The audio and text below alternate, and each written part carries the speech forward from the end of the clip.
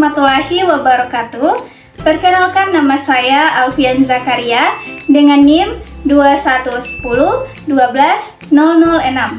kelas PAI 4A, jurusan Pendidikan Agama Islam, Fakultas Ilmu Tarbiyah dan Keguruan. Video kali ini dibuat sebagai pemenuhan tugas mata kuliah pengembangan evaluasi pembelajaran yang diampu oleh Ibu Dr. Lian G. Otaya, MPD. Jadi, di video kali ini saya akan menjelaskan bagaimana itu evaluasi pendidikan, ruang lingkup dari evaluasi pendidikan, serta tujuan dan fungsinya masing-masing. Untuk itu, mari simak videonya.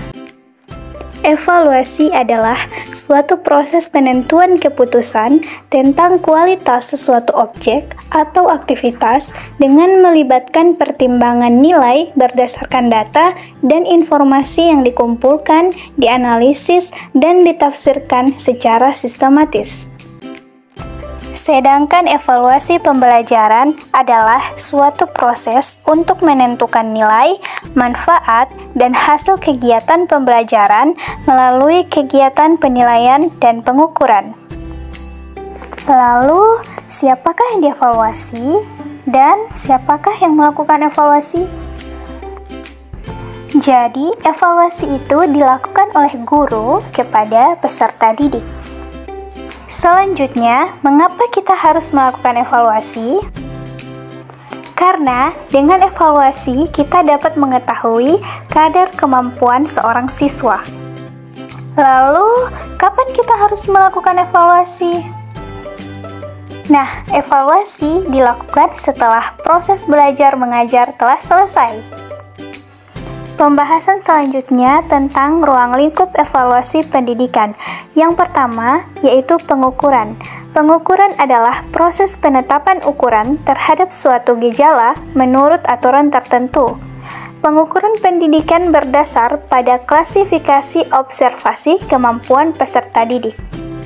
Selanjutnya yaitu pengujian. Pengujian merupakan bagian dari pengukuran juga, seperti ada istilah ujian akhir semester di perguruan tinggi dan ujian akhir tahun untuk kenaikan kelas di sekolah. Berikutnya yaitu penilaian. Penilaian merupakan proses dalam memperoleh dan memberikan informasi yang berguna sebagai alternatif pengambilan keputusan. Ruang lingkup yang terakhir yaitu evaluasi itu sendiri. Evaluasi adalah salah satu rangkaian kegiatan dalam meningkatkan kualitas serta kinerja atau produktivitas suatu satuan lembaga dalam melaksanakan suatu program.